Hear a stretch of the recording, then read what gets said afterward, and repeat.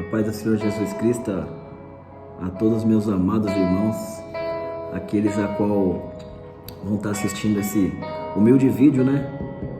Mas humilde com a palavra do Senhor, que é santa, que é maravilhosa, que cura, que purifica, que liberta, que é viva e que é eficaz, né?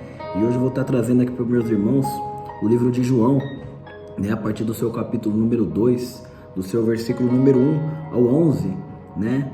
Que o tema diz sobre a transformação da água em vinho. Jesus transforma a água em vinho, não é verdade? Eu vou estar lendo para os meus irmãos aqui, e depois vou colocar algumas observações, né? Que pode servir para a vida dos irmãos queridos a qual vão assistir esse vídeo em nome de Jesus, amém? Como eu disse, o tema diz: Jesus transforma a água em vinho.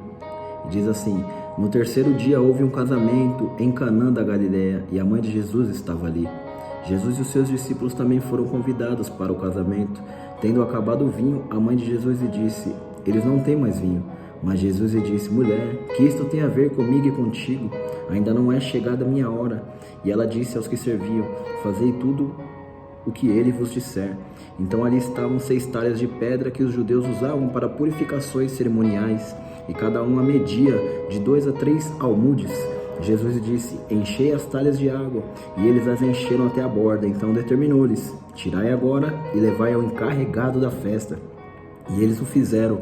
Quando o encarregado provou a água transformada em vinho, não sabendo de onde viera, se bem que os serviçais que haviam tirado a água sabiam, chamou o noivo e disse: todos servem primeiro o bom vinho, e quando já beberam bem, serve o vinho inferior.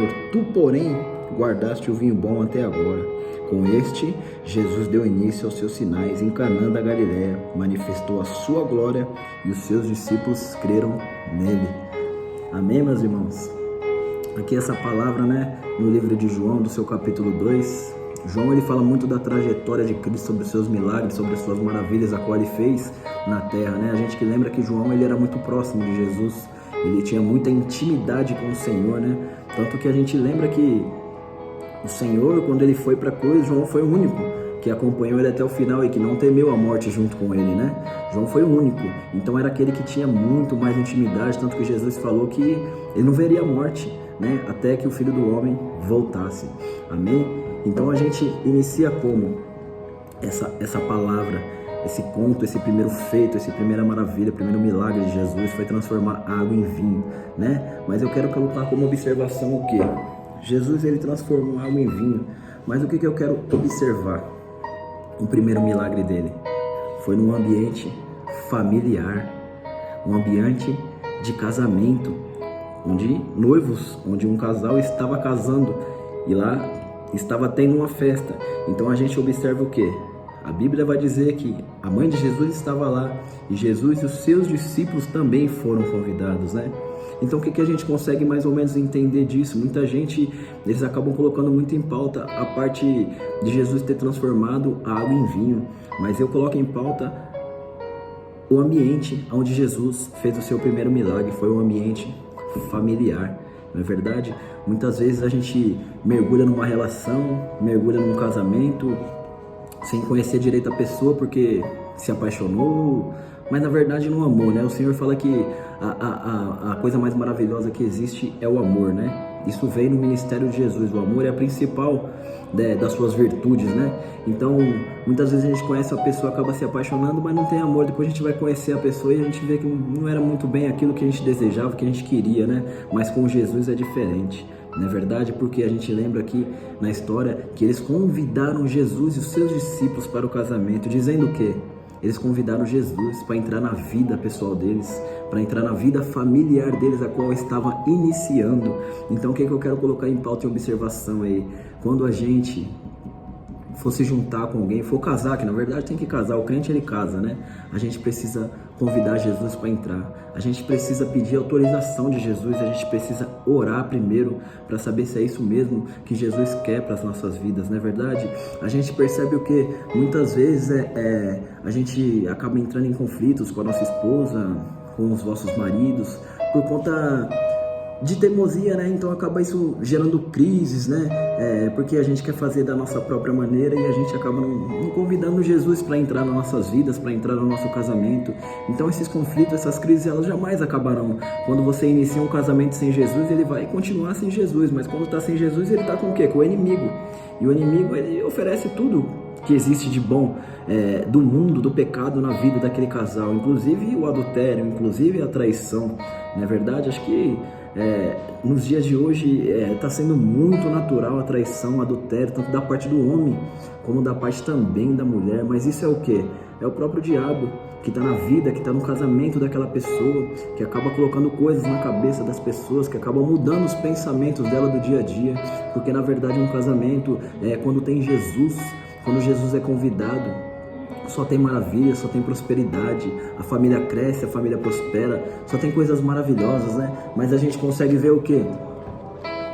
Que se você não convidar Jesus para o seu casamento, não vai haver transformação, não vai haver a transformação da água para o vinho, né?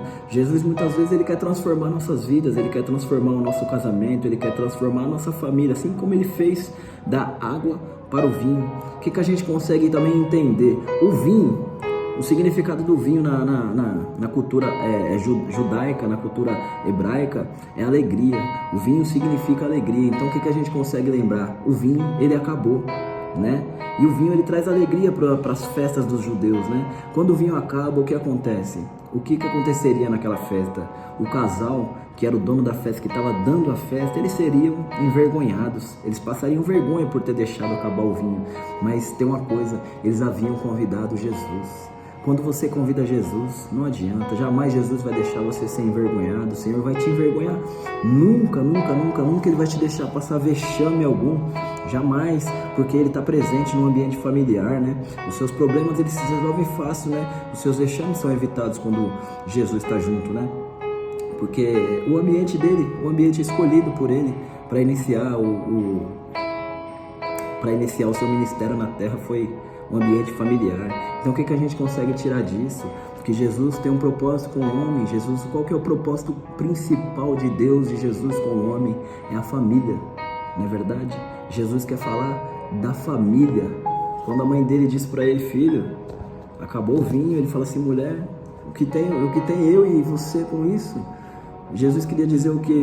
Ainda não era chegada a minha hora, porém, até Jesus, ele é obediente à voz do Pai, à voz de Deus, não é verdade? Então ele fez o quê? Ele obedeceu à voz do Todo-Poderoso, do Criador, porque ele mesmo não sabia que aquele milagre haveria de acontecer, porque o Senhor ocultou para ele, mas quando ele chegou lá, o Senhor usou a própria mãe, né, para falar para ele que ali deveria acontecer o milagre.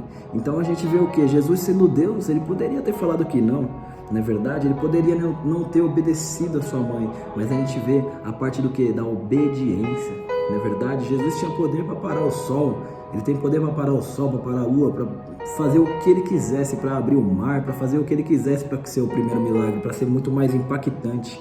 Mas não, tinha que ser num ambiente familiar. O Senhor quer entrar, Ele quer entrar na nossa família, Ele quer fazer a diferença na nossa família, no nosso casamento, né? No nosso trabalho, Ele quer nos fazer prosperar. Mas para isso a gente tem que fazer o quê? Convidar Jesus para entrar no nosso casamento. Senhor, entra no meu casamento, Senhor. Entra na minha vida pessoal, com a minha família, com a minha esposa, Senhor.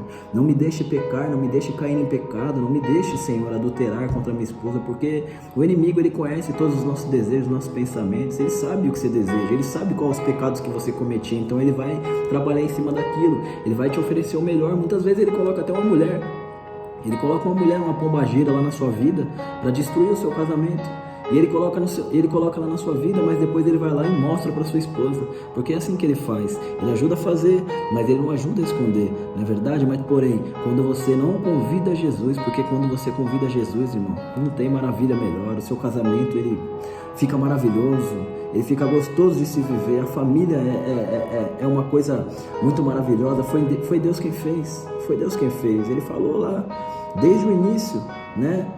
Desde o início ele falou assim: eu dou essa terra para vocês, para que vocês reinem sobre ela, sobre os animais, sobre tudo a qual tem em cima dessa terra, e multipliquem-se.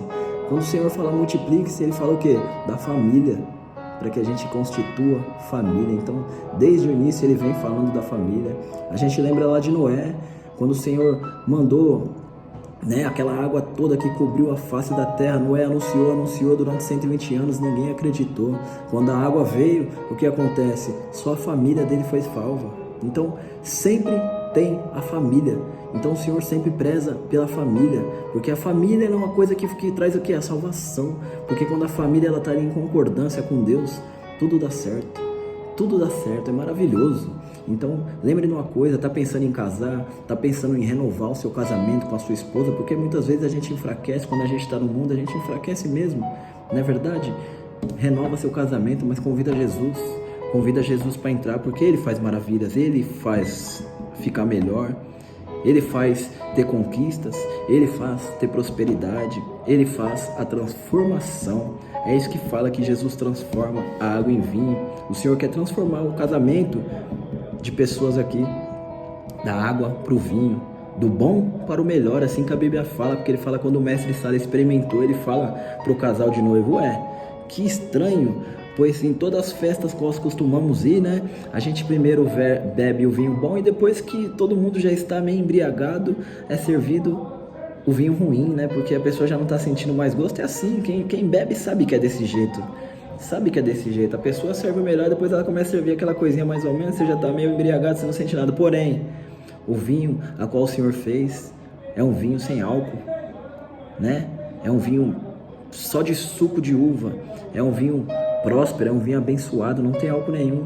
Então não tinha como as pessoas sentirem ali o gosto de álcool. Por isso que fala, o vinho na cultura judaica, ele quer dizer alegria, né? O vinho de Jesus, ele só nos deixa alegre, ele não nos embriaga, ele só nos traz alegria, não é verdade? A gente só se alegra com o vinho do Senhor, com a transformação que o Senhor faz em nossas vidas, só traz alegria, né? Em nome de Jesus eu agradeço a todos aqueles que vão assistir o vídeo. Deus abençoe a todos, um grande abraço em nome de Jesus, até!